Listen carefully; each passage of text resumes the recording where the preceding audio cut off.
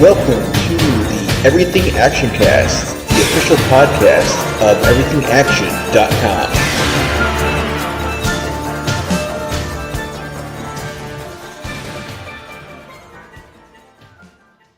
Hello and welcome to the Everything Actioncast podcast for the week of November 27th, 2023. I'm your host, Zach. And I'm your co-host, Chris. And we got a bunch of stuff to dive in this week, so let's jump right in. And we'll kick things off with the trailer for Ted, the TV series, not the movies. It's actually a prequel to the movies, where we're going back to 1993, where it's I think 16-year-old John, who's now played by Max Burkholder, and still friends with Ted, who I think in the first Ted they established like Ted was like a celebrity for like a little bit when he came to life, and now it's like post that now no one cares.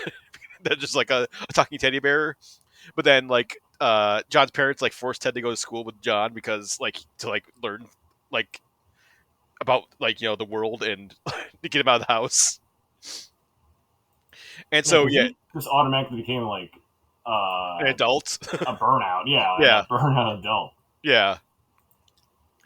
So it's John and Ted in high school, and Ted like simultaneously helping and then also like horrifically embarrassing John in high school when he's trying to meet girls, and they're smoking weed for the first time and going to parties,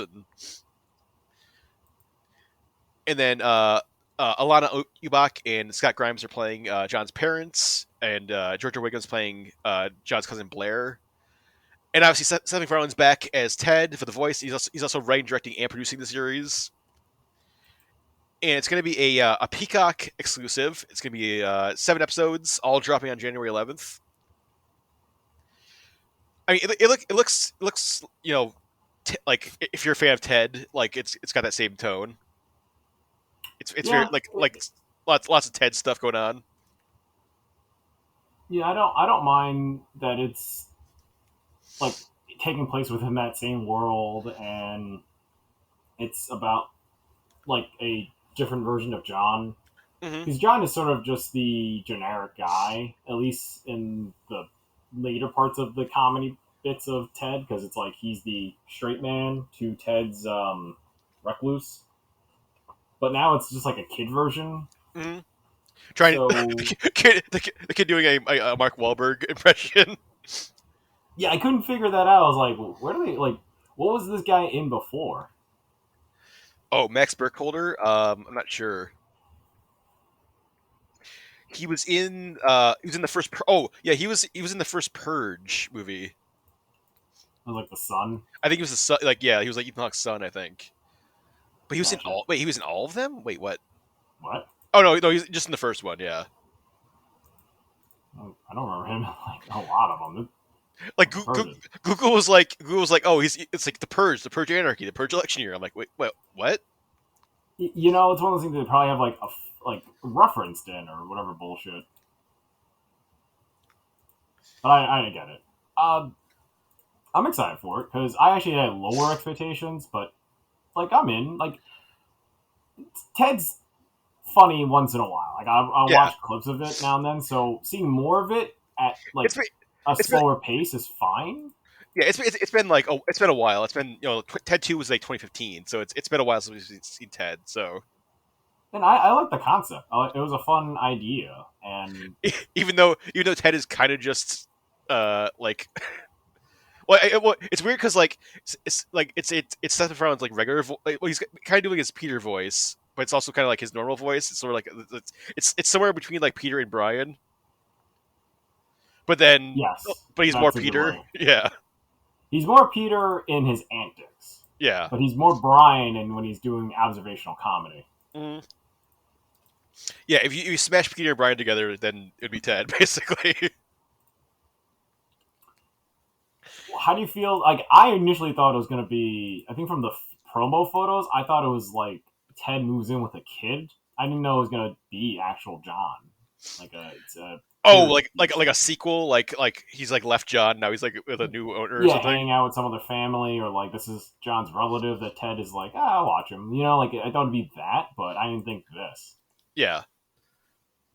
No, yeah, I think the prequel. Like, I'm sure there's gonna be like plenty of like '90s observational humor about how weird the '90s were, or like specifically 1993. Crazy times. But yes, that's January 11th. All 7 episodes on Peacock. So if you got your Peacock subscription, or if you don't have one, grab one, and you can check out Ted in January. So we also this week got word there's gonna be another spinoff from The Boys. So we got Gen V, like a month or two ago, and it was fantastic. And now we're getting The Boys Mexico, which is coming from the writer of Blue Beetle, Gareth Dunn Elsewer, and then Diego Luna and Gail Garcia Bernal are executive producing it, and they might appear on the show. I guess they're in talks to like appear, not like star in it, but like just kind of like a guest appearance or something. But yeah, no details about like what the show actually is or who like what the premise is going to be, but some sort of look into what uh Mexico is like in like the boys universe apparently.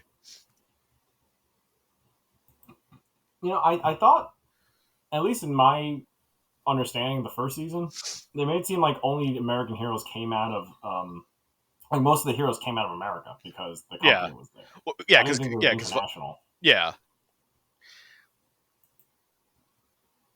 I mean, maybe it's the thing where there are like soups in Mexico, but then they don't have like the same like the same system of uh like in America like it fought is like pushing building them up and all the corruption and everything. I think it'd be interesting to see like what well, like a different country like how they deal with soups and stuff because we haven't seen that at all in the universe yet.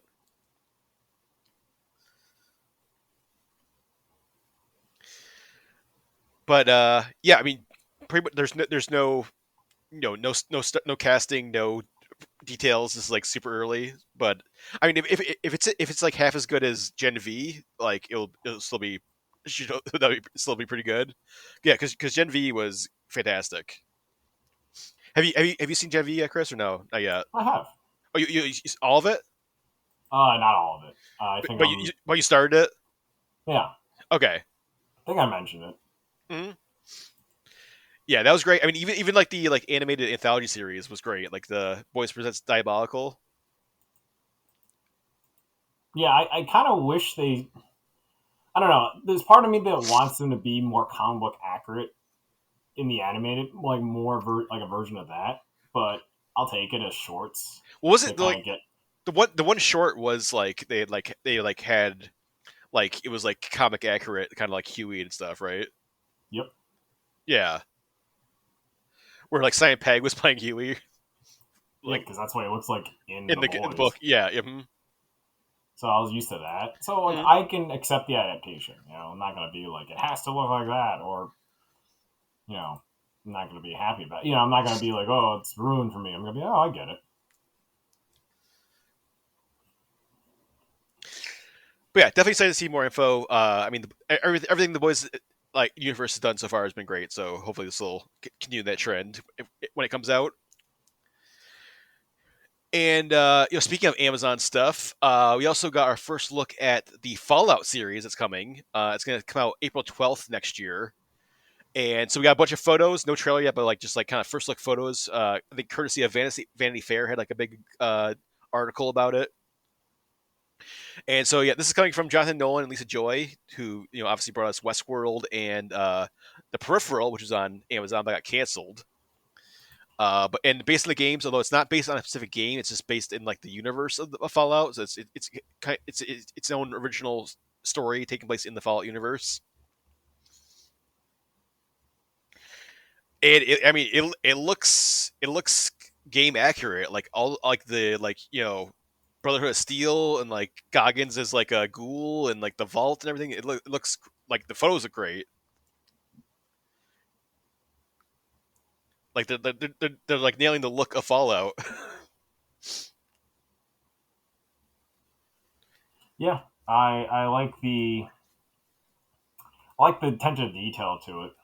hmm Yeah, those Brotherhood of Steel costumes look awesome. Yeah, it the looks armor suits. clanky. Yeah, Yeah, yeah.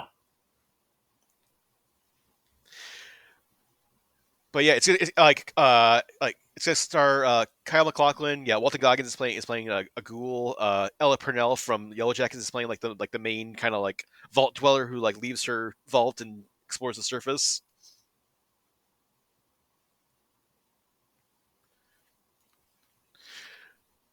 Yeah, I mean, hopefully, since we got these like first look pictures, hopefully we got a trailer soon because that's usually what the like process is. We get like a poster or like like photos, and then we get a trailer soon. So uh, yeah, hopefully Prime Video will like drop something so we can actually like see this stuff in like motion soon. But based on these photos, I'm excited,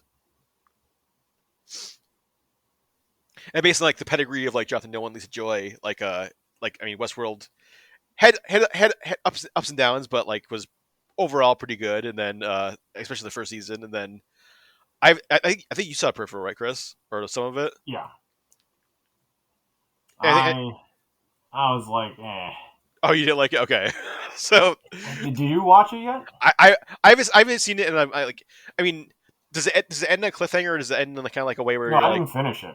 oh, I okay, didn't because like finish it. that's why I didn't start it because like it got canceled. I'm like, I'm not gonna start this thing if it like ends on a cliffhanger and it's never gonna get resolved.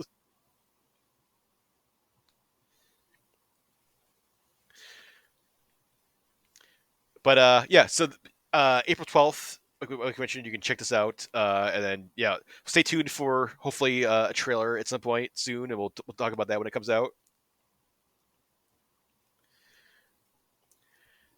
And yeah, so last bit of news for this week is we got some news about the upcoming Alien TV series. It's gonna be an FX series, show run by Noah Hawley, who brought us Fargo and Legion, and he's making a Alien prequel series. It's taking place 70 years before the first Alien movie, and Timothy Olyphant is joining the show. He's going to be playing a android kind of bishop s character named Kirsch,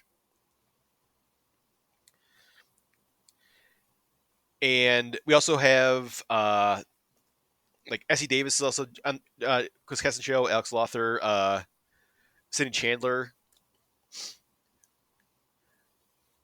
and I think this was it got kind of like production got halted because of like all the strikes, obviously. But I think they're gonna start like get back into production in January, and then maybe end of next year this will come out. I think they're planning on like, coming out sometime next year anyway. But because it started in July, and then like 40 days later, it's like, oh, the SAG strikes happened, so we have to stop.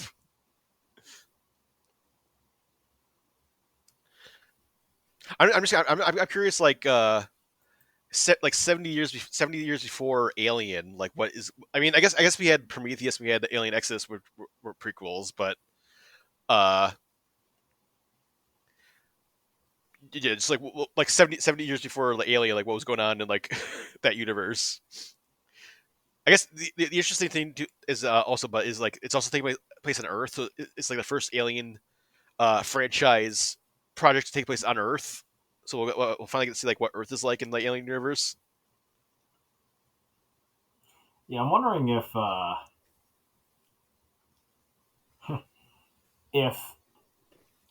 they're toning it like from Prometheus era to the first Alien movie. It seemed like the Prometheus era had like a little more advanced robot technology. Oh, like David and stuff. Yeah, yeah. So like it's cool that it's a little retro because I think the Aliens one is the furthest timeline, right? Like the original Scrony Weaver one. Well, it was. I mean, yeah. So Prometheus, Alien Exodus, and then Aliens, Alien Mm-hmm. 3, Alien Resurrection. Well, because between 2 and 3, it's like the next year or less. Like between Aliens and Aliens 3. Yeah, they were in like stasis for like a while, and then Because Sigourney Weaver was between first Alien and Aliens. It was it was like Exactly. 60 years or 70 years. It was like she was saying, yeah, Something like 60, because Ripley's yeah, daughter is an old woman that passes yeah. away. Hmm. So yeah, that's what I'm thinking. That's why Aliens 2 is more definitive of like the newer timeline, and Resurrection is out on its own bonkers, like 100 years after Aliens, or Alien, Hmm. and they refer to cloning technology. Yeah.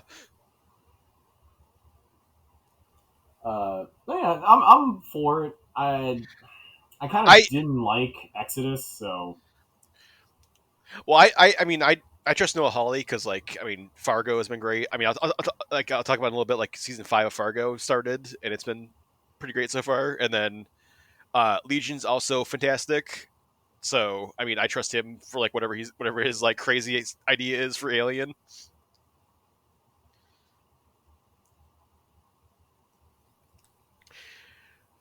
And obviously, Timothy Oliphant was one of the co-stars of season 4 of Fargo. So, he and Noah Hawley has worked together before.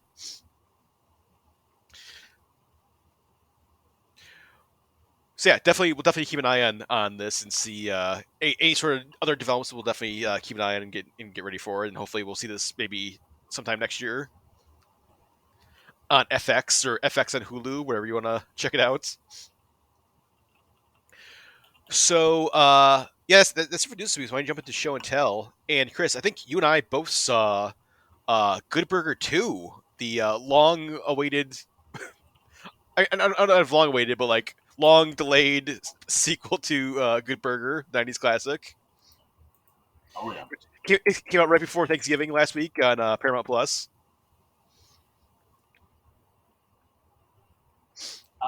And yeah, I did you prepare for it? Like, I did mean, you watch Good Burger 1?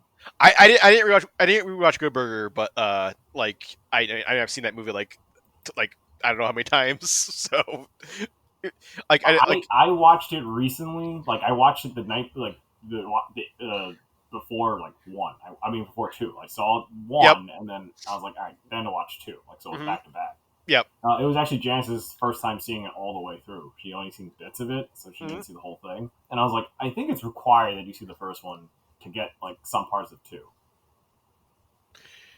Yeah, I mean there's definitely callbacks. There's definitely like some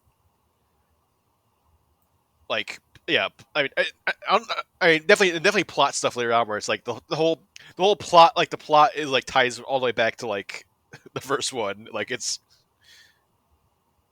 like the villain is like getting revenge for what happened in the first movie.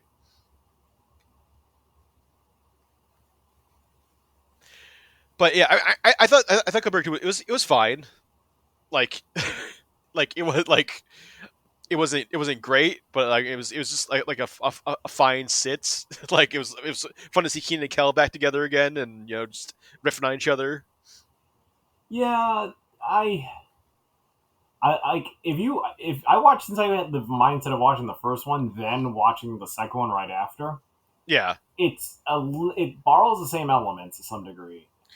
yeah. Just There's the silliness is a little more, I don't know how to describe it, like, at a place than the first one. The first one, it sort of is in the same realm. It kind of keeps it like within a limit, but by the end of the second one, when it's just like, it feels like a Pee Wee's Playhouse kind of movie. mhm. That's where I was like, I see why some critics were trying to view it as just like a standalone movie, but fans were just enjoying it. And I enjoyed it as a fan. I was like, oh, I get it. It's Yeah. just like, I feel like It's they ran out of ideas by the end, but yeah, they managed to get I mean, out what they wanted. it definitely there's a lot of like rehashing kind of like similar things from the first one, and they're definitely obviously not as good in this one. Like there's a lot of Yeah. like there's a lot of plot stuff. There's a lot of like character stuff that's like the same. Like it's just like the same as like the first one, where it's like, oh, Dexter's just in it for the money. He's gonna screw all his friends over to get money, but he learns his lesson. I kind of didn't give a shit by the end about his money issues. Yeah, I kind of forgot that until he's like, "Oh yeah, I made never melting ice," and I was like, "That seems like a chemical problem." I feel like there wasn't anything in the first movie about him being like an inventor, was there? Like No, that came out of, like nowhere. It was like, oh, I'm an inventor now, but I'm a horrible inventor. I understand if he was more of a finance guy and that went broke, or a crypto bro and that went broke. That makes more sense for his character, not a I want to. He's a you know um like a Selinsky kind yeah, of guy, and yeah, he made a mhm, shrink ray. yeah, Because in my head, I'm like, yeah, I was like, did I miss something? When did Keenan decide to, get? Is it a sub movie where he just became an inventor? Is he the same yeah. character from Mighty Ducks, basically? And it's just like he took his fame and he converted it into like products, and he's been the spokesman for his like non-hockey products. I'm gonna put it out there. Mighty Ducks 2 is a part of Good Burger. It's like hmm Mighty Ducks 2, Good Burger 1, Mighty Ducks 3, then Good Burger 2. Well, because he was younger, he's younger in D2, so he lived in Minnesota and then he moved to California after Yeah, he D2 moved to and California. D3. Yeah. Well, did he have his so in the first movie they kind of get realistic about uh like Keenan's character not having his father, and then playing with the yo-yo, and then Kel gets the or like Ed gets the yo-yo, and he hmm shows that he genuinely cares, and then like it gets brought up in the first like minute, I think, not a minute, but like the first few moments of the second movie, and I was like, I would have been so lost because I totally forgot about that yo-yo. Yeah, they just bring it up with like no flashback or explanation. Just like, yeah, you remember the yo-yo for the first one? Like, Well, hopefully, no, Ed, there's a hallucination of Ed that's just like, hey, remember the yo-yo I gave you? And just leaves, yeah, and I was like, yeah, is he high? Like, Janice was like, oh, in Good Burger, Ed is just like a stoner and like a guy just tripping. You'll see at a fast food restaurant. I'm like, yeah, no, that's him. And hmm then after that, you're like, wait, like I think this man's like special needs or something, but he's not. Like it's so weird. Well, there was the joke like the first movie, and then this movie has it like it's always at the end where like Ed like has like he like figures out some elaborate plan to like save the day and just like explains it with, like tons of jargon and it's like in this moment he reprograms robots to like go crazy and Destroy. Yeah, destroy his everything. explanation is actually perfect. Makes sense. Even in the first one, where it's like he knew that stealing the evidence wasn't enough. If you Yeah, show basically how out of control it was, that's the proof. And it didn't. It was like that's better as like a working evidence. But in this one, it would make more. It made total more sense. Where it's like, oh no, if I like just stop the thing, they'll just like reboot it and like we'll be back to where we started. But fucking let it go. It's the same thing where it's like we let it go and then it's just a mess for everyone to see. It's like they can never recover from that. but it's literally the exact same ending as like the first one, just like Well, they don't get slightly arrested different. for. Yeah, slightly Well, different, it's but like it's crazy still. because like, did that mean they relinquished the rights for Good Burger? I think yeah. Well, they signed the rights to like franchise Good Megacorp. Burger, and then Yeah, they're like, Megacorp got it, and then and then it's like, Megacorp. oh But no, then Megacorp was franchising. But that's like us bullying, maybe not McDonald's, but like a Five Guys. Whoever owns Five Guys is like a conglomerate, and just being like, hey, like sell it to us. And now all the Five Guys are closed, but we own the one Five Guys. yeah. Did Good Burger become like a global sensation, like a globally It known did. like sensation at the end of the It first did. It one? was going to. It was like amped up to be. But Because they destroyed Miranda Burger, and then that was the whole like news like thing or something, and then Ed Sauce was like this like phenomenon. it was, but I guess it died down because it's food hype. I always thought it's like it was like locally where like in like California wherever like in like Los Angeles wherever like that was like a it was like a big like a big local sensation but Yeah, like I think it was a local sensation, but it never reached to some height. Except yeah the evil woman's plan was to now make it a global brand, which yeah again was there. It's just the Good Burger like, but in my head, and then it's the same thing. Of like, there's like this awesome goddamn. It's kind of like, to me, it's like Smash Burger and like Five Guys and Hmm. In and Out. Like In and Out has like a secret sauce, and it's like, all right, it's good, but it doesn't make you want to fucking commit crime to like get it. Where basically the woman did, like the true reason for everything was to just own the brand and then just like rub it in Ed's face, which I get it. As But revenge, then it's like because she's the brother of she's the the sister. Mondo Burger Kurt from the first movie. Yeah, Yeah, she's sister Kurt. Who I was wondering is like they only use like certain headshots from the first movie of him. yeah. And then I looked online and I was like, oh, he just retired from acting. He just looked like a 90s Mhm. guy until like the mid 2000s. And he realized, like, I don't think I want to keep doing this anymore. Yeah. And it was funny because I looked at that guy and that was the archetype for like the early 2000s, like, I guess like new metal wave. Not, and then like Yeah, punk, like punk yeah, pop. ska, like yeah. Yeah, so I looked at that and I was like, that Kurt, it was like ahead of his time. Because Like that movie came out in 1990, like, 6? 97. Shit. So that was like 90s transitioning into the early 2000s of that look. All he needed was like a fucking wallet chain and like a black and white belt. And Yeah. Kurt would fit in at any like ska concert slash like Sum 41 tour. But I mean, yeah, who in like this one, it was the what was it who, in the first one? Like it was like oh yeah, it was less than Jake. Like did that like we're all dudes with Kel. Like holy crap, so that was less than Jake. yeah. I forgot that, man. And that's another thing in this one. There's not enough like iconic music things. No, it was like the who like it was like the DJ that was like a cameo. I Like don't DJ like Happy, whatever his name was. DJ like Young Gravy or whatever. Like and they have like the dance sequence.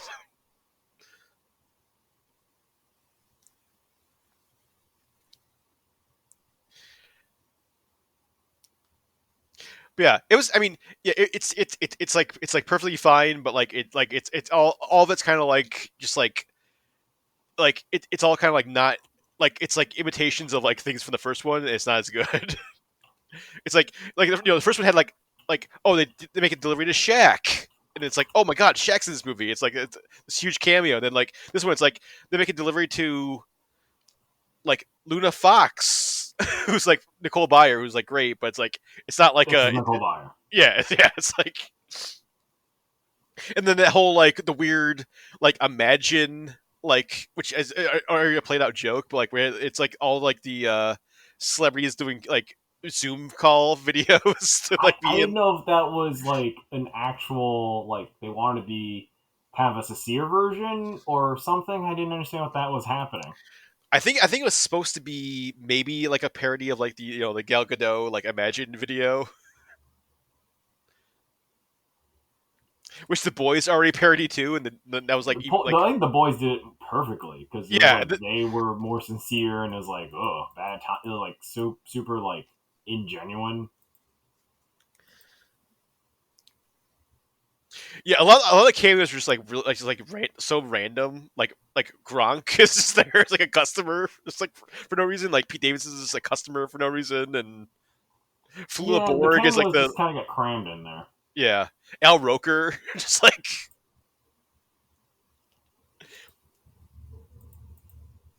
Yeah, why did Ed get on Al Roker? He just had a dream, right?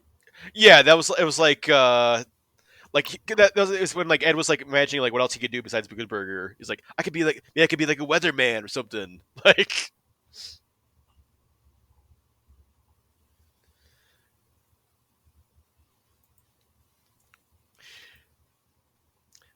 I did think like Ed like his son was like that was like a like Alex had been doing a great job of like just being like like a younger Kel or like a copy of Ed. Yeah, I like that. That was a fun nod.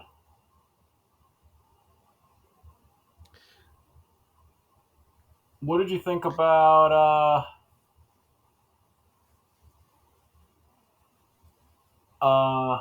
god, what was it? I think most of the new Good Burger crew is pretty fun. I loved the manager. They like he's just like this young kid. They just always call him Mr. Jensen. And he doesn't have Yeah, a first name. Just like Mr. Jensen. I did like that. That was pretty And fun. also the reveal that like Ed owns Good Burger, and then everyone just like Mr. Jensen's the manager, but he just answers to Ed anyway, or like whatever Ed says goes. And the weird like Josh Server was like frozen in the freezer for like 20 years. Yeah, I liked Tid. I like that. I like the fact that it seems like Good Burger still like honored the first movie because sometimes they do sequels and they just try not to bring up so much about the first thing. Yeah. Uh, I also had the feeling that the daughter, I mean, it was like the niece character to Keenan. I was like, is that his daughter? Like his secret daughter that he just Yeah. doesn't tell people that's his daughter? Did you get that vibe? Well, it's weird because they don't acknowledge like Dexter's like love interest in the first movie at all. Like, No, but you're like teens. I get that. yeah, But the other thing I didn't get was like, uh, well, I was hoping that there will be a like turnaround for Keen's character in the early parts of the movie, so then you don't have to pay attention to that subplot. But they really stretched in the whole like, oh, I need to not screw over Ed on this deal. Oh, I need to not screw over my niece who doesn't believe me. Oh, I need to save Good Burger. I was like, all right, I really want to stack this together with him because Ed is treated in this movie like Pee Wee Herman. He has like a zany house, a zany ass like family. yep, hmm He's like a community like hero, which is fine. I mean, he brings good business and he provides a job. But there's like, I guess no commentary. Like it's weird because in the sense of like Good Burger 1 and 2, there is no use of technology really. There's no use of, well, besides like the computers and the robot, yeah, but like they keep things very basic. Where this movie could have taken place at any point in like 2010s to hmm 2020. yeah, So I like that. Like it's a good thing, but I also feel like everyone at least is better fashionable, like wears, because in the first movie, I know I'm talking about the first movie a lot, but like that movie is dated to be a '90s. Like you can feel exactly when that movie came out. yeah. I mean, yeah, peak Nickelodeon '90s. Like, So it's been a while since I remember a live action Nickelodeon movie. The only one I remember before that was Dora the Explorer, hmm which you still haven't seen that yet, have you? no, Oh my god, you are missing out on that one. I'm a champion of that movie for a while, but yeah, yeah, it's man, it's that it's only been in front of like animated movies, like the SpongeBob movies and the Turtles movies. I mean, not every one of their franchises needs to be a movie series, let alone Good Burger 1 was just like a gamble, and it paid off massively. I don't I know. think I don't so, know. because they, I they don't know. made like, I don't know if Good Burger was like. I think it was like it did okay, but I don't think it like because well, the in budget. terms of like everyone that like came out of that movie, like the director later on made Jumanji, Welcome to the Jungle, Mhm. same director.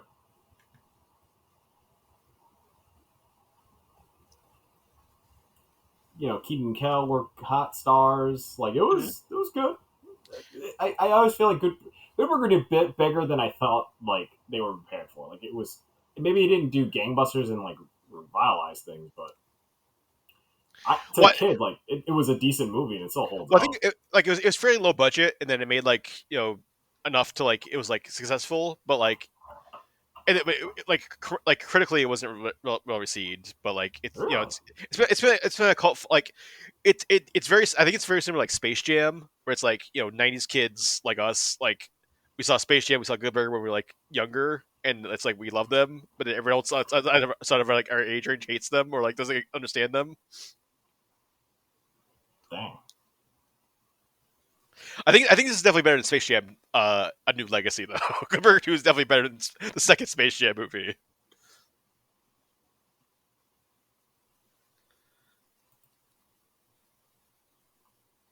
Which I don't have you seen Space Jam 2 yet, Chris?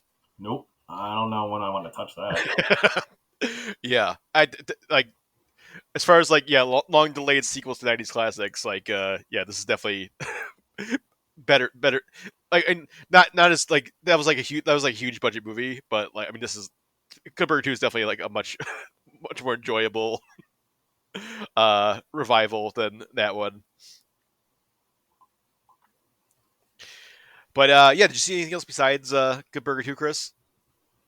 Uh, so I saw the movie Reptile on Netflix.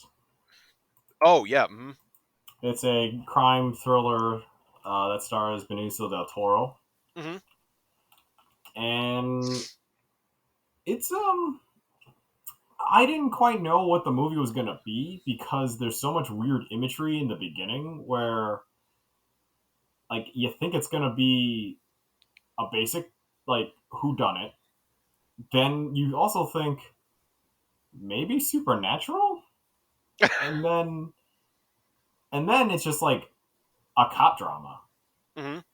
It tries to do a lot of things in one film, and visually it's nice because it feels like it wants to be very atmospheric, and you get this sense of like paranoia, and you get like the idea of the title. So the the concept of why the movie's called Reptile, I feel like it's just like they did a whole marketing thing and they went fuck it Reptile, like because it's supposed to be like you shed lies, like Yeah. you're like your old self is like coming through and your true self's being come pushing out. I have no goddamn idea what they meant by that because the idea is that like okay, Benicio del Toro is a detective that left some sort of city cop. He was a city detective and he busted his department or like his partner um, for like being a dirty cop. And the old police department kind of calls him like a rat or like some sort of snake for but for doing like the good things. It doesn't make it so I'm like all right, well that's weird that your coworkers who are cops think that. Okay, Mm-hmm. that the police department is working with is already kind of cautious about that. Like that he's a hero cop, but they're also like you get that like he knows that like he's already aware that cops can be corrupted. Like not everything is what they seem to be. So he already has that, going into his new department that he's been with for like 7 years. And then like it's not new to him, but he's been in this town now for 7 years. And then his wife's uncle is also a cop, and like they know him. The so it's like oh, but Benicio del Toro is sort of just like he's got his like you know he's very guarded, and that's beginning like going into the movie. What happens is there's this murder in a open house like realtor house sale, and one of the realtor is dead. Is found murdered, Mm-hmm. and they assume it's her partner Justin Timberlake that did it, and it's Benicio del Toro and his like partner and other detectives in the police force that are investigating this crime. And it's weird because it's a small town. Then like only like four people are really doing the investigation on this, but then the whole town knows what's going on. It seems like the crime in this whole town just sort of took a vacation. So they're just like, well, they have all the resources to find out about this murder. And they don't like go on a hardcore investigation. They take like a very quick, like everything kind of falls into place. like where it's like, all right, well, we think this, and then you don't get a sense of time. So the thriller, it's like this could be the next day, or this could be a week from now. We don't know. The movie has like a timing issue where Benicio Toro looks really goddamn stressed. He already looks stressed all the time, right? You know, so we don't know if Yep. he's just oh, he's more stressed out, or he just had like a bad lunch, and then it's like, okay, by dinner time, he's like now in a shootout. And I'm like, is this the same day? Yeah, I don't know how to describe it, but like just the timing, because the movie is like there's three mood lights where it's like early ass morning or indoors, and you don't see windows, and if it's a window, it's like cloudy, so like all right, or it's like night, and it seems like half the time they want to go investigate things, it's morning. And then when they're reviewing the case and stuff, it's night. Then you find out it's been like a week or two since like the morning part. And I'm like, wait, what? Like they'll say something in passing the dialogue, and I'm just like, huh? So yeah, it's a movie that kind of like doesn't have like a good style. Eventually, it's just sort of like, all right, they just filmed all these scenes together, and there's editing, and then it's like they changed clothes, but they still kept the same like daylight going because they just need to use the light, you know. So you get that sense. But the movie is a little strange because critically, people love the Alicia Silverstone and Benicio del Toro like reunion since they've been in like one movie together. I think in the past. I think they did a movie together. Benicio del Toro and Alicia Silverstone. Yeah, I like read Uh, somewhere. Yeah, she did, like the one where like he accidentally kidnaps her. Hideaway? No, not Hideaway. I'm not sure. No. Definitely remember one movie where like Benicio del Toro was in. I think I'm like confusing. I'm like I was watching this movie thinking, yeah, okay, the movie's called Baggage, and yeah, okay, yeah. There's a movie that they were together Oh, in okay. 1997 called Excess Baggage, where basically Benicio del Toro is a car thief. He breaks into a car and steals it, and then the back seat is just the Silverstone, and he just like ends up like stealing. He just like they run away from like mob bosses or whatever, and they fall in love. So So it's a total like '90s movie.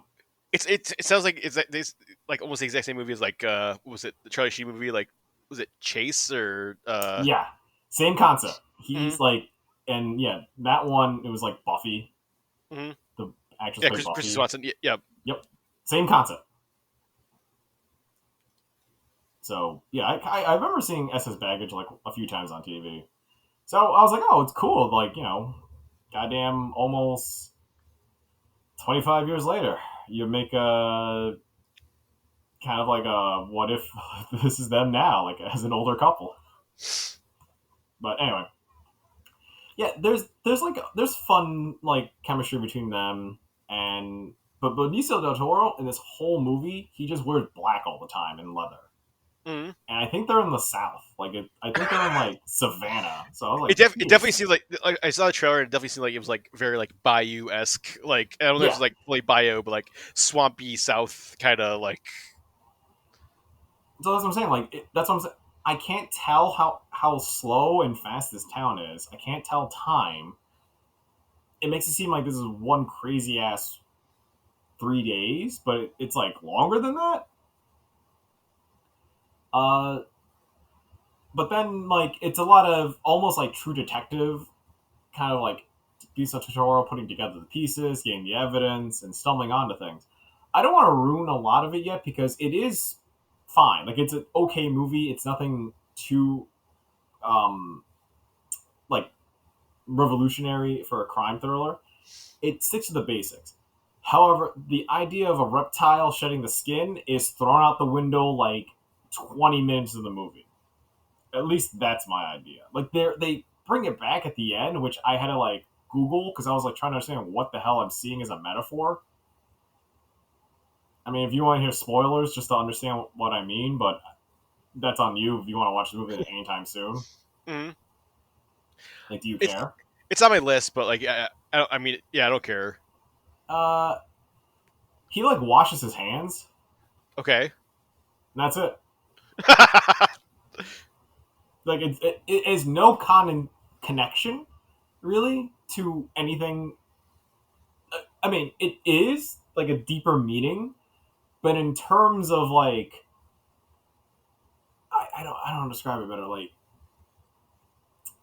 you use the term reptile, you're shedding skin because you're revealing truth, so you can be your true self. He hasn't changed. He's not the bad guy. You know what I mean? Like he's not the one in the wrong. So it's a little strange. Then, and then, so you know how I mentioned this? Like, is this a supernatural movie? At one point in the movie, like really early on, a person just finds like snake skin just on the floor, just a shedding of it, Hmm.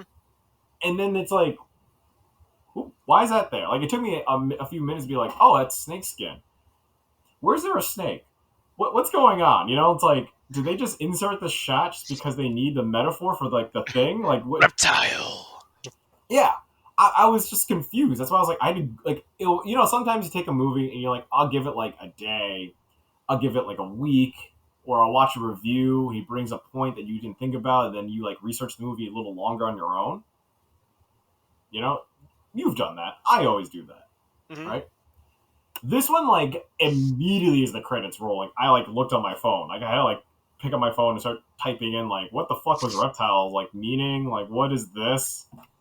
And it's not a complex movie. It's just like artsy bullshit like that that kind of confuses it. Just sort of like ruined it for me. Maybe not for everyone, but as someone who likes like thrillers and mysteries, this was just like unnecessary for Hmm. me because they have a solid idea of like a cop who isn't corruptible. He's not the villain. Like he doesn't see he Benicio Toro just happens to look like Benicio del Toro. There's nothing like he has a drug habit. He's loving. He's just protective, but it makes sense of why he's protective. Like he's like he dealt with one police department, and now he's in a conspiracy that is another thing that is just like, how far does this go? You know, so it's like he has the right to be like concerned and aware of shit. It's not like he was a carpenter or a plumber and stumbled into a murder mystery. He's a cop that solves murder mysteries, and he's in one, and he's just like, okay, you know, Hmm. people suck. But then it's like, oh, he should lighten up. It's like, no, he shouldn't. I don't know why you're saying this to him. It like it comes to like a very bizarre like thing where I get like he starts having trust issues because the evidence is stacking against certain ways, and he doesn't know like who's like involved and whatnot. But this happened to him already. Like, you know what I mean? Like, this isn't the first time it's happened. This is the second, if you think about it. And the movie Hmm. beats you over the head with the first part. And you're like, okay, he should be really cautious. So he's doing nothing wrong. And then the next part's just like, why are you this calm? Like, why is everyone around you this mad that you're this like prepared? So I don't know. I'd say it's worth checking out. It's not a must watch, but it's a good performance from Benicio del Toro. It's a like I like the story behind things of these of like Alicia Silverstone and Benicio del Toro as like the unconventional couple. Hmm. So I say, yeah, definitely of the Netflix movies that recently came out, murder mystery wise, it's okay because I kind of like so before I watched Reptile, this is just like I was just binging movies this past like Thanksgiving break. Hmm. I happened to catch. Well, I wanted to watch The Big Lebowski Hmm. because it's been like like a long amount of time since I've seen that movie all the way through. And that to me was like, oh, I forgot how good like the mystery parts are. And it's one of those like it's really not about the mystery; it's about the comedy about the guy trying to figure out things, but the way he does it is pretty clever. Like the Big Lebowski, the dude is like very calm about things, even though it's like he's having one crazy ass like week where all this Mm. shit's going wrong, and he's just trying his best to deal with it. But that's the thing where like when he gets upset, there are people like, "Oh, don't be upset, dude. Like, go do this, blah blah blah," and he's just like, "Shut the fuck up. Like, try my best." Like that makes sense. So when I saw that, and then compared to this version where here's a guy that shit's happened, it's like you know what I mean. Like I guess this is why they don't want to do. The Coen brothers stated early they never want to do a Big Lebowski 2 because they feel like the dude's story is fun and it's really hard to replicate that kind of epic that kind of that adventure for him that isn't gonna be genuine because it just feels like it's gonna be a rehash. And Coen Brothers story said like they don't want to touch the dude, let him basically be a thing and that's it. So I think they understand like certain murder things. Like they try to not to reuse that concept. Like if it's a fun story and it's very unique to the thing, that's it. They're done. They don't need to make a series out of it because it just wouldn't. It wouldn't be in that nature for this character. However, Reptile feels like a second movie. Like it feels like a sequel movie a little bit. So that's why I'm like, oh, it's a first movie, and then it's like whatever happened to him in the first part that made him like this also could have been interesting, but who knows? They might just do like a prequel Mhm. with a younger guy that looks like Benicio del Toro. Good luck with that. Yeah, good luck with that. Trying to find. Does he have a son? Can we clone him now and wait that 20 something years? Digitally de-aged Benicio del Toro. So you know what I mean. So I was like, huh. And for those kind of murder mysteries or just a mystery itself, I get it. But a detective like that, whose job is to solve mysteries, he is really like he comes in that case already half like kind of just like suspecting shit. Everyone's like, "Wow, you've got paranoia issues." Like, no, he doesn't. No, he doesn't. I don't know. No, another example, if you will. It's like a Knives Out movie, and you know, Blanc's already coming in, going like, yeah, no, this is shady as hell. Like, we should separate this and just like, you know, uh, try to figure something out. Which is Mm. that's why the cleverness of Glass Onion is that like he knows half of that what's going on is bullshit. You know, like I Mm. got into mystery movies, man. I got into Marvel.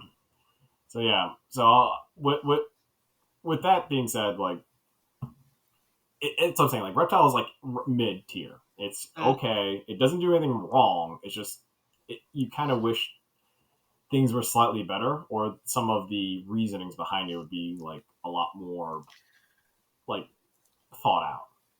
Yeah, the consensus I got from it, from like reviews and stuff, was like it's fine. Like they said, he's a new town detective that just moved there like that year. Mm. Fine, you know I get why no one is used to him. Say that, but you can't be like you've been here for like 7 years, and I'm like he's been on guard for 7 years. Okay, what do you do? Then they explain, and they're like, no, he's got a good point to be on guard. Let alone he was right. You know, like, it's just like no, he still is right. Oh, and the movie just sort of ends too. That's another part that's kind of a little upsetting. The movie just ends with just like a montage of just sort of like the consequences, but no like no like big explanation or like true like court cases or anything. It's sort of just like this is sort of what happens, and then it's inferred that basically that Benicio Toro gets to like enjoy his skin. I'm like, what is happening? So yeah, all right, that's it for me. Okay. Well, you mentioned the Big Lebowski, so I'll dive into another Coen Brothers. Well, Coen Brothers Jason, like inspired by Coen Brothers. So it also alluded to it earlier, but Fargo season 5 has started. Thanksgiving week it had 2 episodes, and then we're up to 3 episodes now. And it's been, I think the last season was 2020, so it's been 3 years since a season of Fargo.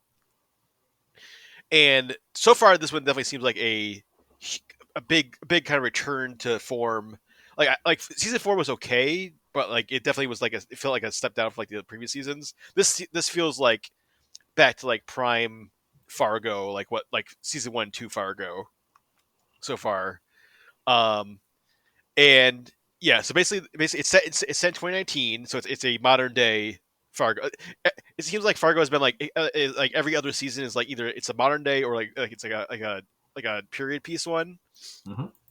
So season 4 was I think it was like in the 70s or 60s. It was like the Chris Rock episode season where it was like Is that the one they you know, traded sons? the gang. Yeah, the Trade Sons is like the gang war in Kansas City. Um, so this one's taking place in 2019, and Juno Temple stars in it, and she's this basically like seemingly ordinary Minnesota housewife. The full Minnesota accents and everything.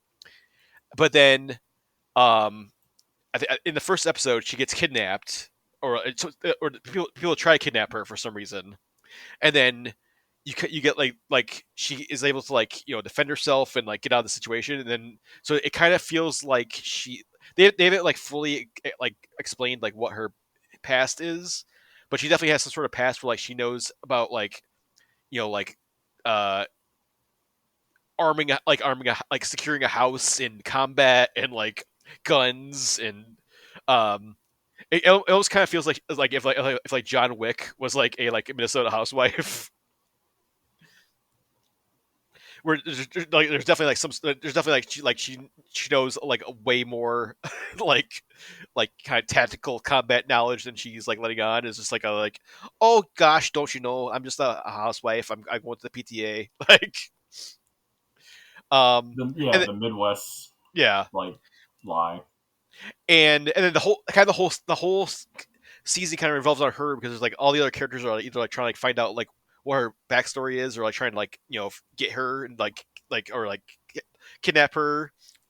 um and the whole cast is like fantastic. Like John Hamm is this like crooked sheriff um who is in, I think he's in South Dakota, or like, yeah. And then um I get like if you play like Far Cry 5, I get kind of like Joseph Seed vibes from him, where he kind of has like it's He's like like he a has this compound. carpenter. It's all kind of because he's like this like compound. He has like a bunch of like guys on his compound. He has like a church on his compound, and so he's kind of like this like preacher slash sheriff, and then he's also like kind of like constantly talking about like how like he doesn't like he's he's like a sheriff for the Constitution, but he doesn't follow like he doesn't like if he doesn't agree with like the law, he won't like enforce it. And then like the FBI shows up and like is like investigating him now because like he's not like like he's like not enforcing like gun laws and like other stuff, and he's like building up like an armory. Yeah, some shady stuff. And he kind of has like this like kind of like hold on this whole like county that he's like Stark County, like he kind of like has this like basic control over the whole county. And then Joe Keery, Steve from Stranger Things, is his son, and it's such a crazy like role for him because obviously like Stranger Things, like he's such like a charming likable guy, and then here he's just like a complete scumbag.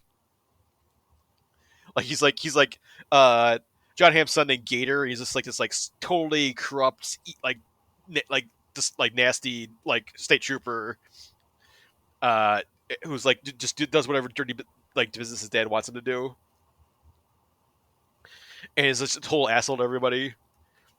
And then Jennifer Jason Leigh is Juno Temple's like mother-in-law. She's like this like super like she's like the CEO of this like debt collection company, and she's like this like Lucille Bluth, like but like malevolent Lucille Bluth, like evil, less like rich like mother-in-law, just like constantly talking about like the little people, like totally dismissive like common people, and like just like confident her like wealth is going to get her out of any situation. And like Dave Foley is like her like lawyer, and Lamorne Morris from New Girl is like a state trooper who like runs into like Juno Temple in the first episode, and then he's like kind of like trying to figure out like what her deal is, or what like because like Juno Temple kind of helps him like get out of this situation in this first episode. They're in like this like like shootout slash like battle with like these like kidnappers, and then like basically Shiro Temple like helps him basically helps him survive this shootout, and then he's just like, who the hell was this like housewife that was like running around with a machine gun like killing these guys like. Wait, how did this person run into her home that Well, she was helping him? She got kidnapped, and then Ah, she escapes because she's like has like these like skills that like aren't fully revealed yet, I see. or where they came from yet. And then she like escapes to, like a gas station, and like Lamar Morris is like at this gas station, or like is like pulls over like the car that she's in, because she's like in the trunk of this car, and then like the guys that are kidnapping her like are shooting at the cops, and then like she like Juno Temple escapes, and then she gets to this gas station. And there's this whole like big like huge like set piece in the first episode like at this gas station where this is big showdown, um, and then like Juno Temple like takes the guys out and escapes, and then Lamar Morris is like is like injured, and he's just like who is this person that, like this person to help me like survive and like kill these guys, like I don't know, like I don't even know who her name is, like. So that's like the whole thing, like every kind of every character's like trying to figure out like what like Geo Temple's deal is, or like who she is, or some of the characters are trying to like get her back because of like their history they have with her. So yeah, super fun season so far. It's got a lot of the like the Fargo kind of like, it's got, there's like kind of like there's like these like interludes like other like time periods, and like like the like kind of like uh artistic like choices that Noah Hawley always does. Like he's like kind of like weird um like tangents to like other things, and like really fun like musical choices. And there's also kind of interesting, like I don't know if it's like an intentional thing or just like a fun like just like if like Noah Hawley's just like a fan of like Nightmare Before Christmas, but there's like tons of like Nightmare Before Christmas imagery. Like it's just like, because like the first couple episodes are taking place like around like Halloween time, Right? so people there's like Nightmare Before Christmas like decorations, and like Nightmare Before Christmas like masks. Like some of the, there's like some of the bad guys have like Nightmare Before Christmas masks on. So I don't know if that's like a some sort of like symbolic uh like so like it has like some sort of meaning, or just like no, Holly's just like, oh, I love Nightmare Before Christmas, I'm gonna just throw like Nightmare Before Christmas stuff in there. I see. I guess you can do it because like Fox owns all of this now because it's FX. They can Yes, incorporate a lot more branding. yeah. It's just it's very noticeable. It's like, and there's also like in the first episode there's like like the school play. There's like the school that like Joe Temple's daughter goes to is like doing a play version of Nightmare Before Christmas. So it's So like they there's can always like, show that, because you couldn't do that before.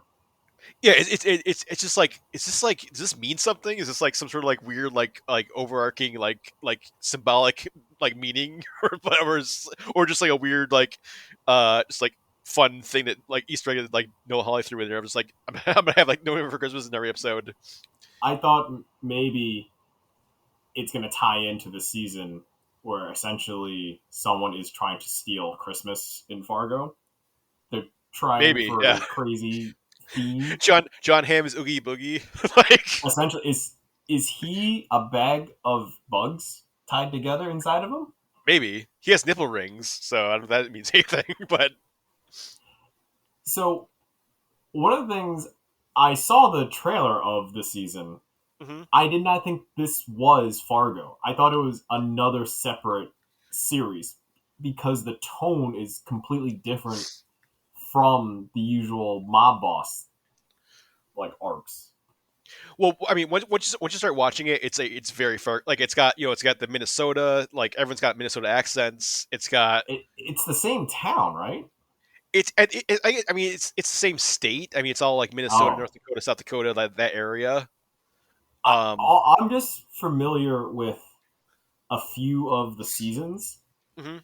I need to sit there and just marathon through a few of these. Yeah. Like start watching it, invest the time. Oh, The there's definitely Risha Morjani, who was on she was on like Never Have I Ever and like a bunch of other TV shows. Like I think she's on like Mini Project and stuff.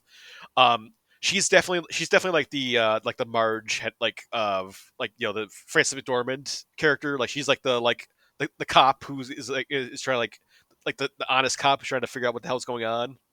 The yokel cop. Yeah, but like super smart, super intelligent. Like super is like not gonna let any of these like weird characters like pulling over on her. Like, but she Did also but like she has a like super like the full, like crazy super like Minnesota accent. Like but remind me if I'm wrong about this. Did did that character from the movie, was she a competent detective or was she someone that stumbled into it? I kind of I think forgot. I think Marge was just a cop. She was just like a normal just like beat cop. I Okay, think in so the she first movie. wasn't a Yeah, detective. yeah. And then in the TV show, there's like they've had like especially like season 1 and 2, they definitely had like uh Marge equivalents like Alison Tolman in the first season um and then like Is the movie part of the lore too, or is that well just the first season is sort of is like very like loosely is like kind of like retelling the like it's like a remake but like or remix of the first movie because it's like you know uh like Martin Freeman is basically Martin Freeman is basically playing the like William H Macy character from Fargo, or I like had that vibe? it's based on like It seemed very similar. he's based on Jerry from like the original movie, and it's like the kind of premise is the same of like he's like trying to like do this like insurance scam and like wants to get rid of his wife and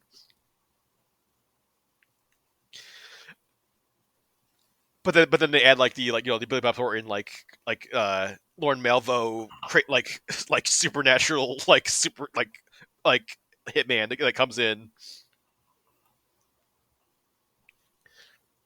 But yeah, there's always kind of been like these like like equivalent characters, especially like the first two seasons definitely had like equivalent characters of uh like movie like you could like kind of like tie characters from the show into like the movie characters or like kind of match them.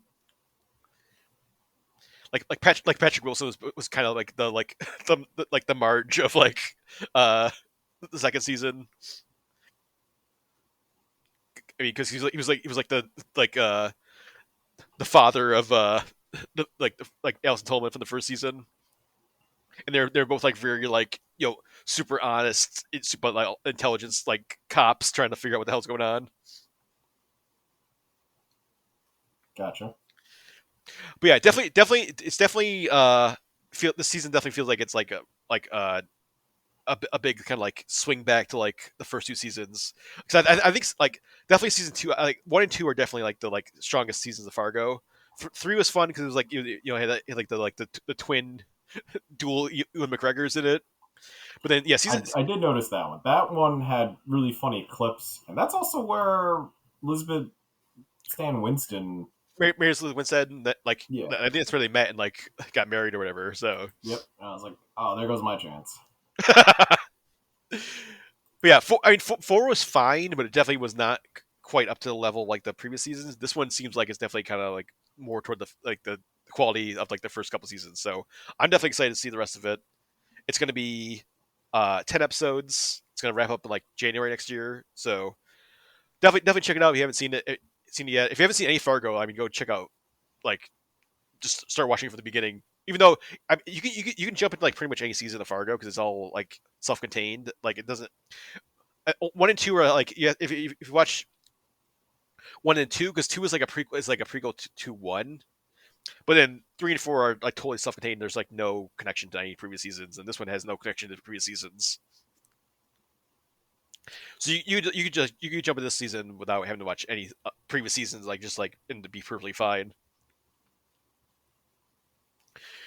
And then the other thing I watched Expend4bles, um, aka Expend4bles 4, Ooh. which oh boy, everything you've heard is true. Is it really that bad? it is terrible. The only part I heard, which is not really a spoiler because it's so gimmicky, where like Barney just sort of exits the movie and then just reappears at the end for just no reason. Yeah, I don't know if Stallone was filming Tulsa King or what the hell was going on, but like yeah, he like Barney pieces out like 20 minutes in this movie and then does not appear again until like the last 10 minutes. And there's a crazy like plot explanation for why that is, which I won't spoil if you don't want to hear it. But No, no, yeah, I don't give a shit. I'm not gonna see it for okay, a yeah. while. So yes, so spoilers for Expendables 4. Um, so in the first big action sequence where the Expendables are, they head to Libya because Iko Uwe is this leader of this mercenary army that's trying to like get like they're trying to get like nuclear detonator keys or something from Libya, this like Libyan general, and then the CIA sends the Expendables to stop them. But then in the process of trying to get these like keys, these like or stop the Uwe, Barney's in like he's in the Expendables plane, like they're like their classic like propeller, like their big BC-2 or whatever that is, and he gets shot down and crashes, and then they're like, oh, Barney's dead. There's like a charred corpse in the plane, and they're like, and all like other Expendables are like, oh fuck, Barney's dead. But then when you get to the end, it's like, oh no, he faked his death. Like Well, he's okay, so but whoever's dead, who was that? it's there's a guy basically like, the way they like reintroduced like Barney and Jason Statham like and Lee like so Statham and Stallone in this movie is Stallone like lost his ring in like an arm wrestling or like it's some sort of like uh you know in this bar he was drunk, he lost his ring, and then he has like Statham come with him to this bar, and they like Statham like beats the shit out of those guys and they get the ring back, and then one of the guys that like that like Barney like lost his ring to, he like knocks him out and puts him in the plane apparently, and then like that guy is like the corpse in the plane. Wait, it was an unconscious man that This died this unaware. this asshole in the bar that the part that they didn't like, they put him in, they like Barney like somehow locked him in, like kept him unconscious for like hours on this whole this like trip to Libya, and then planned on like faking his death and like put him in the cockpit and then like like kill this like somewhat innocent man. Rando thug. Yeah, this random thug that he didn't like, and then that guy is like a burned corpse in Libya. What? Yeah, it makes no good. Like it's almost the same level explanation of like when the Han came back to like Fast and Furious and just like, oh, it was Mr. Nobody magic. It's just like Statham's just like, yeah, I faked my death. I put this guy in the, like put the guy in the cockpit and I jumped out, and you guys didn't see me jump out, even though you probably could have seen my parachute, but so I stayed hidden this entire time. But like yeah, that's what happened.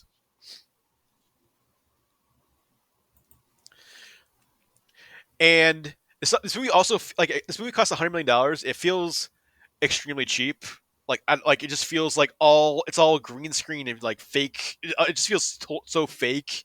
There's terrible CG. Like all like the plane and like any sort of like vehicles. If it's like crashing or exploding, it's like terrible looking CG.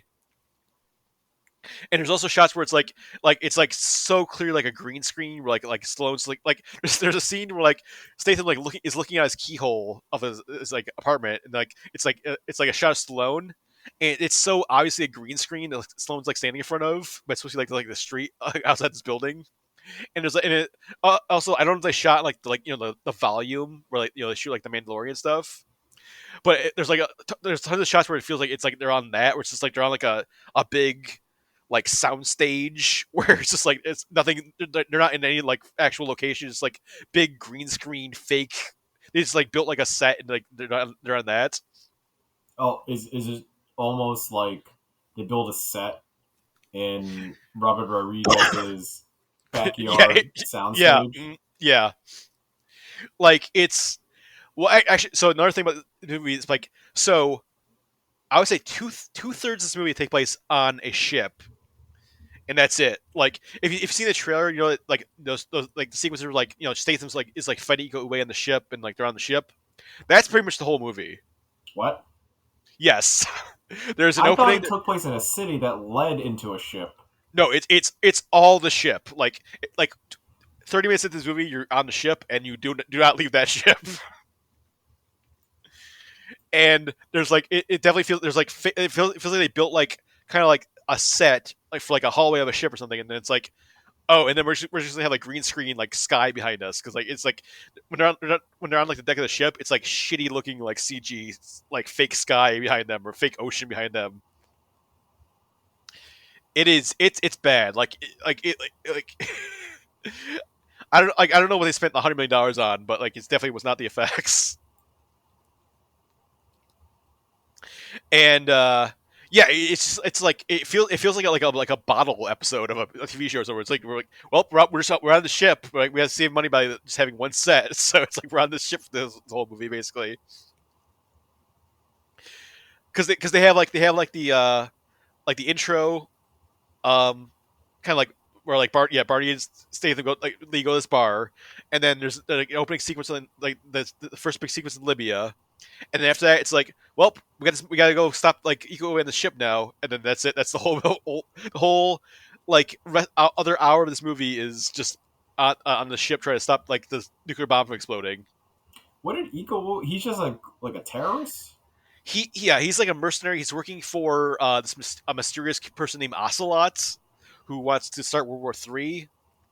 So they like basically Iko Uwe like basically makes this ship look like a American aircraft carrier with like fake like jets on it and stuff, and then they're gonna detonate a bomb like near Russia.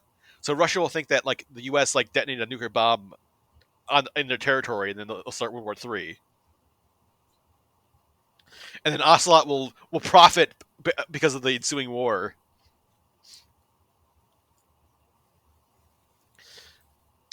And yeah, so they say to stop like World War III from happening, but it feels so like small scale compared to the other like Expendables movies, and it's just like there's like it feels like there's like barely any like actual like practical effects or like practical stunts or like especially compared to like two like one and two.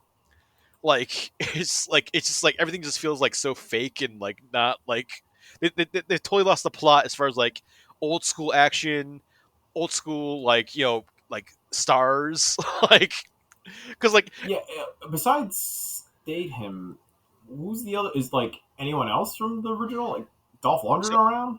Dolph Lundgren's back, Randy Couture's back. That's it from the original crew, and then you have 50 Cent, Megan Fox, Andy Garcia, and Tony Jaa. That's like the new kind of like replacements. Oh, and Levi Tran, who was she's like a Vietnamese actress and model she was in like Furious 7, I think it's like some and then like a couple of the first Purge.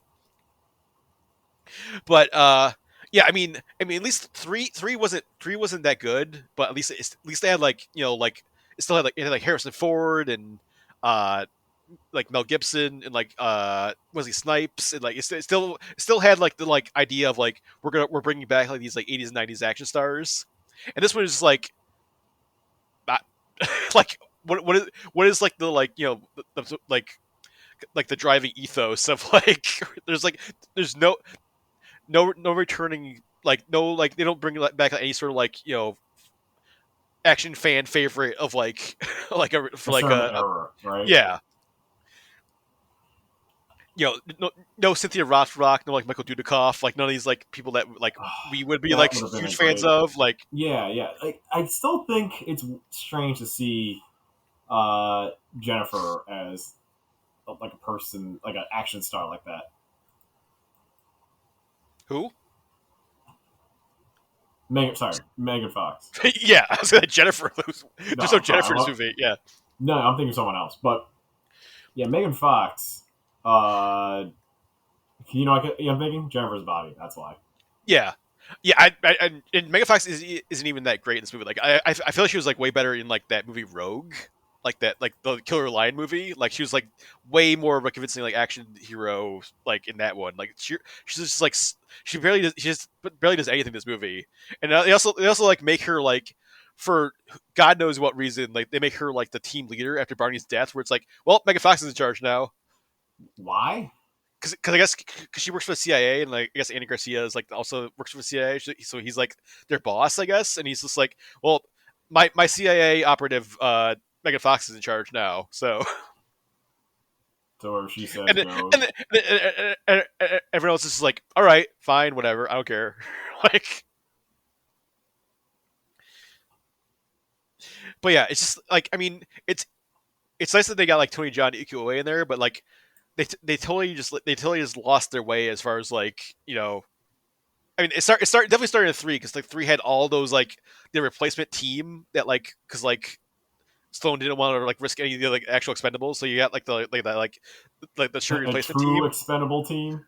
Yeah, and I mean, it started there with like all these like they're not like classy action stars. They're like athletes or like like modern stars, and then this one is like even further where it's just like there's like no new classic like no pulls from like the like like 80s or 90s. It's just like I don't 50 Cent. You guys like 50 Cent? Like he was in Escape Plan with Sloan. That's why he's here probably. Yeah, it just feels like an obligation for him to show up there. I'm surprised 50 Cent is not in Tulsa King yet. Yeah, it's also like if Stallone was gonna bail out so quick, like I don't like why would he even like because he's like an executive like I don't feel like well actually I don't think he wrote or like produced this. I think it was like this is like a Statham produced joint. So I wonder if this is like more of like a Statham thing. I'm like I want to make a Spaceballs 4, and then someone was like, all right, I'll be in it for like 20 minutes. I go back. I got Tulsa King now. I got my reality show with my daughters. Like I don't give a shit about this anymore. Like it's just like this whole thing is just like what was the point of this? Like they should have just stopped. Like two was just, like such the peak of like this idea and like the concept. And two was like so good. Mm-hmm. Where it's just like Van Damme's the villain. You got Scott Adkins in there. You got like Chuck Norris is in there. Bruce Willis in there. Arnold's in there. Like they were never gonna top two, and then like they've proven that with 3 and 4. Like it's just been like absolutely like diminishing returns every 3 and 4. Like this is like such like such a like a diminished like version of like the first like it's fallen so far. It's funny when you say it that way because it's just like, ooh, that stings. Yeah, I mean, yeah, it's just like they've totally just like lost like any like the thing that made Expendables like fun and like cool was like we're gonna bring like, all your favorite like 80s 90s like action stars and then have like also have like cool other like action people in there like we'll have like Chuck Norris. We'll also have like Scott Adkins, and this was just like you guys like 50 Cent. You remember? And then, or you guys like Jacob Scipio? The hell is You guys like Jacob Scipio? I don't know. He was in Bad Boys for Life, I guess. Was he the son? So it's Expendables 4. He plays the son of Antonio Banderas. Okay, he's just okay. That's sort of okay. That's sort of it's sort of What okay. happened to his character, the Leaper or the Frog, whatever he called himself? Well, I think didn't he get? I think did he get? No, he didn't get killed. I guess they don't. I don't think they don't really explain it. It was like, oh, it's his son now. Like, Yeah, I remember and, like he was interesting, but they just didn't use him again. and there's also like weird, like just like weird like universe things where like there's a point where they for a distraction they play like 50 like a 50 Cent song like and then distract the bad guys and it's like but it's like is 50 Cent a person and then like but then like 50 Cent's like character Easy Day is a separate person or it's like it's just like it's like oh that's like you're trying to make like a fun joke because like 50 Cent's movie you're playing one of his songs but it makes no sense like the universe where it's They like say that 50 Cent is like a completely different looking guy, maybe. yeah it's like when like remember when like Chappie when like Diane Ward like played like their own song and they wore their own clothes but they weren't Diane Ward. Oh, but they blankly were. Yeah. Yeah, no, that's even more confusing. And also like 50 Cent is such like I think they're trying to set him up as like the Terry Crews replacement, but it's just like What? because like Terry Crews is in the back, Wesley Snipes is in the back, and then they just like throw 50 Cent in there as like this like, oh, he's like this guy, this like our new guy, Easy Day, but he has like no defining characteristic. Like he He's has not. like He's not the strong guy. yeah, he's not the strong guy. He doesn't have like a special weapon. He's just like, hey, it's me, 50 Cent. I'm here. I'm I'm shooting a a gun. token black Whatever. guy. Like, Yeah, don't say it like that, Fitty. yeah. I mean, at least like Dolph. I think Dolph gets like the most like fun stuff to do because um, like his like Gunner is like he has like wear glasses now because he's getting older and he's like wearing he's wearing like a wig like this like terrible looking wig because like his like internet girlfriend like likes this like hair long and then like he's like trying to be like he's been sober for like a bunch of years now. So That's he's actually like the pretty most funny. he's got the most like fun like character stuff, but like that's like he's like the only one that has like any sort of like interesting thing. I don't know. I didn't mind that because the fact that he kind of changes with the times is pretty hilarious, Yeah. and he's doing it for like the wrong reasons. And then you get a couple there's like a couple of glimmers of like there's like a cool somewhat cool like equal way Jason Statham fight. You get like kind of a cool Tony Jaa Levi Tran versus like a random like other like martial arts guy fight. But I mean the action's all kind of like just like very generic most of the time, and it's not shot very well. It's the guy who directed like Act of Valor. Remember that, like the Navy SEAL movie, which actually Oh yeah, I remember Active Valor. and also like the Need for Speed movie. So Wait, same guy? Scott Woe. Um, so he's the director, and then most recently he directed before Expendables 4. He directed Hidden Strike, the John Cena Jackie Chan movie. Still need to see that one. I actually did too. I've heard very mixed things. Either like it's like crazy and fun or terrible. But that's supposed to be a Stallone Jackie Chan movie apparently when it first Well, started. But that would have been yeah, awesome. but then like Stallone had to back out so that John Cena stepped in. I would have loved to see like Stallone and Jackie Chan. It's like two different types of physical comedy they can offer. Damn. But yeah, Expendables 4, like, yeah, just such a wait. I don't know why they even tried to do it after like because Expendables 3 like didn't do well financially or critically, so I don't know what the driving force was to, like make a fourth one. But yeah, I mean, this if this doesn't kill a franchise, I don't know what will because like I don't see them making a fifth one at all. Especially That's like this saying one. something for us as like Expendable fans, Yeah, action fans. unless they make a fifth one, it's like oh here's like yeah like all these like old school like we said like Cynthia Rothrock and like Michael Dudikoff and like Jess Speakman and all these other like Olivia Grenier and like all these other like it's still like a ton of like old school people in there. Even throw the girl from Chocolate. Yeah.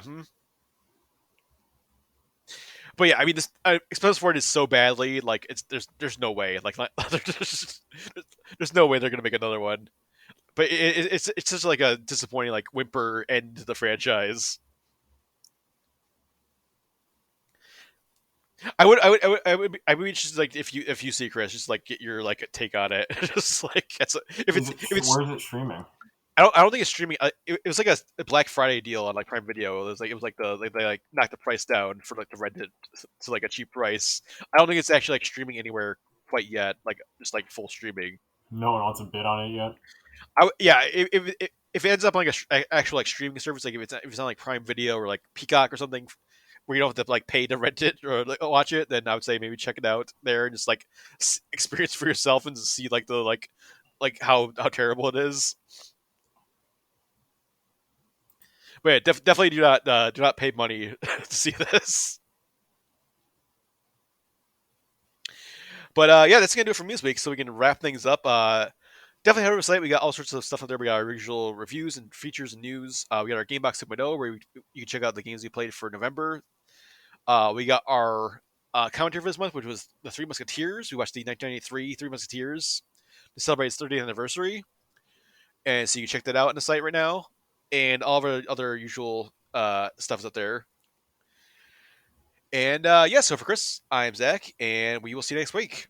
For more Everything Action, head to www.everythingaction.com. You can also follow us on Twitter @EVAction, on Facebook by searching for Everything Action, and follow us on Instagram @everything.action.